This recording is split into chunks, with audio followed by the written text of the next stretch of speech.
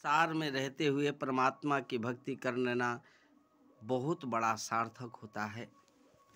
मन संसार में रहकर भी परिवार गृहस्थी को चलाकर भी परमात्मा का भजन हो जावे तो इससे बड़ा सौभाग्य की क्या बात हो सकता है।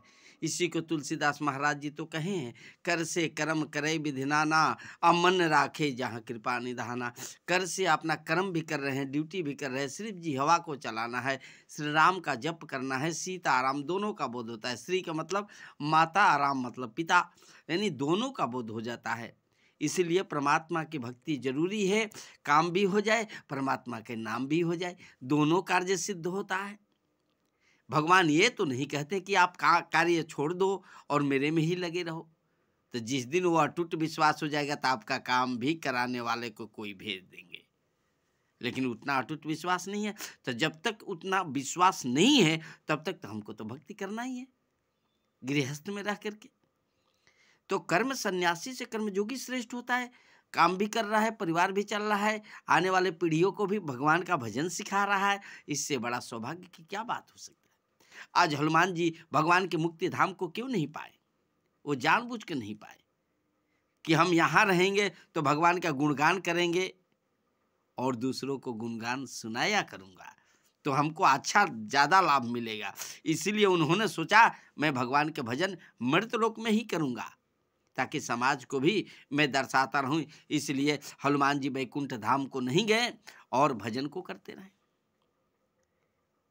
भजन हीन गुण सुख सब ऐसे, कैसे लवन बिना बहु व्यंजन जैसे। भक्ति से जो हीन है वह सुख ऐसे ही है। लवन मतलब नमक, जैसे सब्जी बना दिया जाए और उसमें नमक न डाला जाए तो सब्जी बेकार हो जाता है। उसी प्रकार इस शरीर को पा करके परमात्मा का भजन नहीं हुआ तो यह शरीर भी बेकार है, मिथ्या है, असत्य है, कोई काम का नहीं। इसीलिए प्रभु का नाम लेना सार्थक है, जरूरी है। जब तक आप प्रभु का नाम नहीं लेंगे तब तक भगवान में प्रेम नहीं जतेगा। भगवान में प्रेम नहीं जतेगा तो आपको कभी भी सुख शांति की प्राप्ति नहीं हो सकती है। ब्राह्मण कैसा भी हो, पूज्य विप्र मैंने तो नहीं लिखा है, ये तो शास्त्र ने लिखा है, तुलसीदास महाराज जी ने ही लिखा है कि पूज्य विप्र जो वेद विहीना। अगर वेद से विहीन है, उसको वेद शास्त्र का ज्ञान नहीं है, अगर वो ब्राह्मण है तो वो पूजने योग्य है, ये तो शास्त्र ही कहता है। लेकिन मृतलोक में ऐसे ऐसे अधजल लोग हैं जो अपने आप को महान समझ लेते हैं और ब्राह्मणों को नीचा दिखा देते हैं। तो नीचा दिखाने वाले खुद ही नीचा गिर जाते हैं, वो उत्थान की ओर नहीं बढ़ते, उसका अधः पतन निश्चित हो जाता है। इसलिए भूल से भी ब्राह्मण को अपमान नहीं करना चाहिए। अपमान किया हुआ भक्ति, अपमान किया हुआ प्रेम कभी सार्थक नहीं हो सकता। अपमान करके आप भक्ति नहीं पा सकते, अपमान करके आप धनवान नहीं हो सकते, अपमान करके किसी को नीचा नहीं दिखा सकते। रैदास, कबीरदास, अजामिल, गणिका, अनेकों प्रकार के जितने संत हुए सबको देखिए यही दुर्दशा हुआ। सब लोगों ने ऐसा दुर्दशा किया है, उसका दुष्परिणाम क्या हुआ? आज उन्हीं के ग्रंथों को गा करके आप आरती उतार रहे हो और दुनिया को सुना रहे हो, तो आरती आपका नहीं उनका उतर रहा है।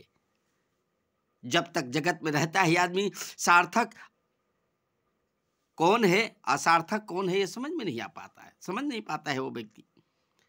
अच्छा कौन है, बुरा कौन है, ये भी समझने की क्षमता नहीं है। कैसे? क्योंकि भक्ति हीन है, भक्ति से हीन है वो। जिस दिन भक्ति को प्राप्त कर लेगा, भक्ति की ओर लाइन में आगे बढ़ जाएगा, उस दिन उसको धीरे धीरे धीरे धीरे धीरे धीरे वो ज्ञान प्राप्त होगा जो किसी को ज्ञान नहीं प्राप्त होगा। एक अनपढ़ गंवार भी वो वेदांत को लिख देगा जो बड़े बड़े विद्वान पंडित भी नहीं लिख पाएंगे। इसीलिए छोटे को छोटा नहीं समझना चाहिए। जिस दिन छोटे को छोटा समझा उसी दिन आप उससे भी बड़ा छोटा है, क्योंकि आपने समझा, उसने नहीं समझा। आपने उसको बुरा किया, उसने आपको बुरा नहीं किया। उसके गरीबी को आपने हंसी उड़ाया, उसने आपके हंसी नहीं उड़ाया। उसने आपका भोजन का अपमान नहीं किया, आपने उसके भोजन को अपमान किया है।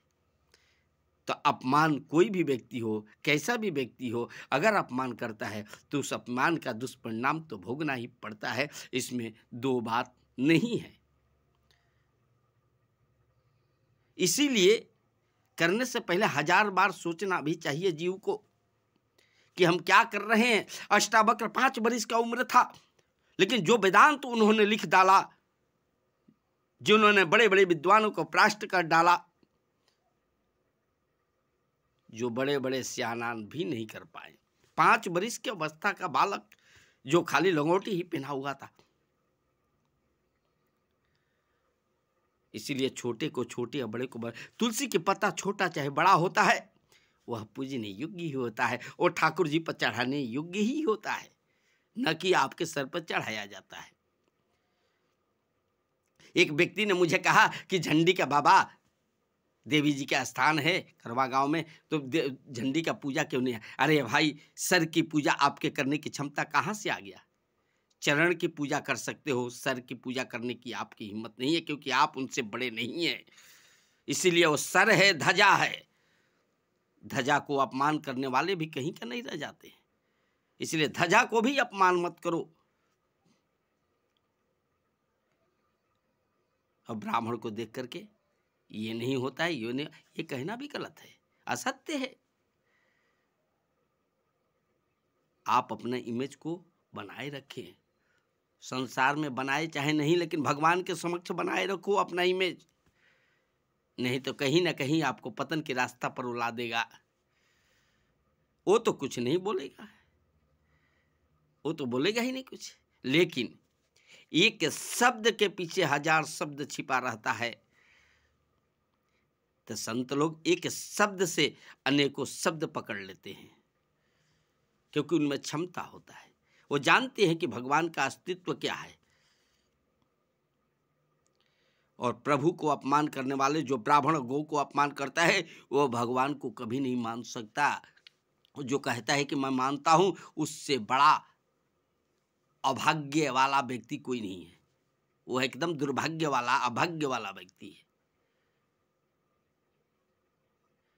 इसीलिए भूल से भी गौ और ब्राह्मण को कष्ट मत पहुंचाओ, वरना वो दुर्दिन हो जाएगा, वो दुर्दशा में चले जाओगे जहां से निकलना संभव ही नहीं, असंभव हो जाएगा। इसीलिए ब्राह्मणों को अपमान मत करो।